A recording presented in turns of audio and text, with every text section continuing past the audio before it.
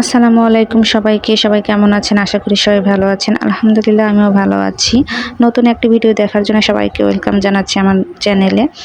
এই ভিডিওটি ঈদের ৮ দিন পরের ভিডিও। যখন আমি গ্রামের বাড়ি থেকে রাজশাহী আসি তখনকার ভিডিও। এই তো রাজশাহী আমচত্বর এটা। এই পথ ধরেই আমরা রাজশাহী চলে এসেছি, বাসায় চলে এসেছি। প্রায় এখন বাজে ৮টা প্রায়। এই তো বাসায় এসে মেহমান আসবে, বাসায় রাতের বেলায় আসবে ওনারা। এই জন্য আমি তড়িঘড়ি করে যা যা একটু খুঁটিনাটি গুছানোর তা গুছিয়ে নিচ্ছি। বিছানাপত্র সব কিছু এলোমেলো ছিল বাড়িতে যাওয়ার সময়। তো হঠাৎ করে চলে গিয়েছি, কিছুই গুছিয়ে রেখে যেতে পারিনি। তার মধ্যে ঈদের দিন বলে কথা, ঈদের তো অনেক কাজ থাকেই। আর কুরবানি ঈদ হলে আরও তো ঝামেলা থাকেই। মাংস নিয়ে এসেছে, সেগুলো সব প্যাকেজিং করে ফ্রিজে রেখে তারপরে সেই বুড়িগুলো পরিষ্কার করে বাড়িতে সব দিয়ে গিয়ে ওখানে জাল দিয়ে নিয়েছি মার কাছে নিয়ে গিয়ে। আর এদিকে আমার যতটুকু গুছানোর গুছিয়ে নিচ্ছি, পাশাপাশি কিছু রান্নাও বসিয়ে দিয়েছি। আর এপাশে এই তো আমাদের অফিসের ভিতরে আজকে ছিল ঈদ পুনর্মিলনী অনুষ্ঠান। ঈদের পরে যে অনুষ্ঠানটা হয়, এই অনুষ্ঠানে এই নাস্তাগুলো সবাইকে দেয়। আর এপাশে নাস্তাগুলো রেখে দিয়েছে, বাচ্চাদেরকে খাওয়াবো। আর এই তো এপাশে ছিল বাঙ্গি, বাড়ি থেকে আসার সময় নিয়ে এসেছি আমার হাজবেন্ডের জন্য। আমরা একটু খেয়েছি আর ওর জন্য রেখেছি। আর এদিকে বাড়ি থেকে আসার সময় এই তো চালের বস্তা শ্বশুর বাড়ি থেকে, তারপরে আটা কি যেন আছে বস্তার মধ্যে, আম। আর এদিকে মার বাড়ি থেকে যে চালের বস্তা একটা পাশে দেখতে পাচ্ছেন। আর না নিলে নয়, তারা মন খারাপ করে, এজন্য নিয়ে আসা। আর অটোতে করে এসেছি, এজন্য নিয়ে এসেছি। বাসা পর্যন্ত অটো ছিল। আর এপাশে ভাত আমার হয়ে গিয়েছে, প্রায় ভাতে বলক চলে এসেছে। আর এদিকে আমি অফ ক্যামেরায় পটল কেটে তো ভাজতে দিয়েছিলাম লো তাপে, এটা হয়ে গিয়েছে। এখন এই পটল ভাজিগুলো তুলে নিয়ে আমার ফ্রিজে মাংস রেখেছি। বাড়ি থেকে আসার সময় আমাকে খাসির মাংস রান্না করে দিয়েছিল, যাতে এসে ঝামেলা না হয়, কষ্ট না হয়। কারণ এক জায়গা থেকে আসার পরে আবার রান্না করা, তার উপরে যদি আবার মেহমান আসে বাসায়, তাহলে তো আরও চাপ হয়ে যায়। এজন্য কষ্টটাও বেশি হয়ে যায়। এজন্য মা বুদ্ধি করে মাংসটা বাড়ি থেকে রান্না করে দিয়েছে, যে বাসায় গিয়ে তোমাকে আর মাংস রাতের বেলা রান্না করার প্রয়োজন নেই, এটা দিয়েই হয়ে যাবে। অনেকগুলো মাংস দিয়েছে, খাসির মাংস। আর পটল ভাজি তো হয়ে গেল।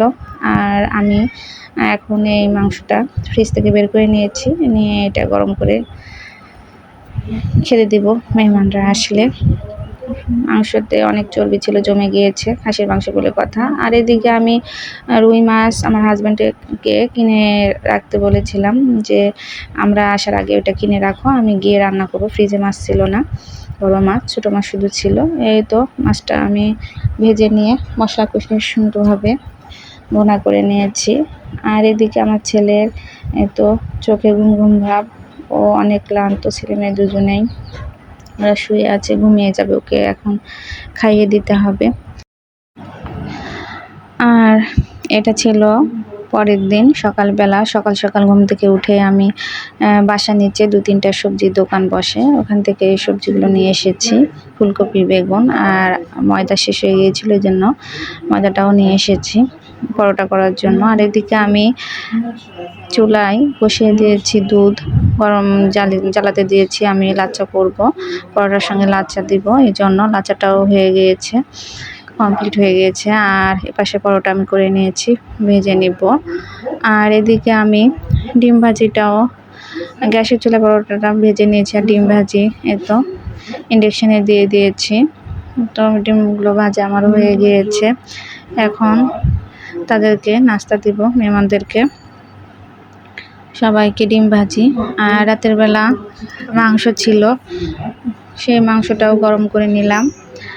আর এপাশে ডিম ভাজি, পরোটা, লাচ্চা এসব দিয়ে সকালের নাস্তা তাদেরকে দিয়েছি, তারা খেয়ে নিয়েছে। আর খাওয়ার পরে তারা একটু ঘুরতে বের হয়ে গিয়েছে, কারণ ৩টার সময় তাদের আবার ট্রেন। তারা দুপুরবেলা এসে খেয়ে চলে যাবে, এই জন্য তড়িঘড়ি করে আমি নিজে হাতে যতটুকু পেরেছি বেগুন ভাজি, রোস্ট, সালাদ, তারপরে খাসির মাংস, গরুর মাংস, আর এপাশে মাছ, পোলাও, সাদা ভাত, এসব কিছু একা হাতে রান্না করেছি।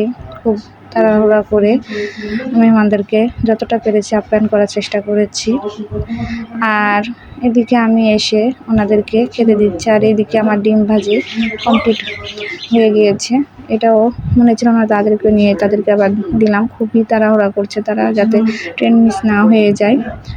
প্রচণ্ড তাড়াহুড়ার মধ্যে দিয়ে সে সময়টা কেটেছে আমার। আর এই ফাঁকে আমি দই মিষ্টি রেডি করে নিচ্ছি তাদেরকে দেওয়ার জন্য।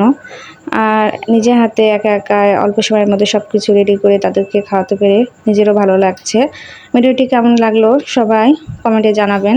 আশা করি ভালো লাগবে ইনশাআল্লাহ। আসসালামু আলাইকুম সবাইকে।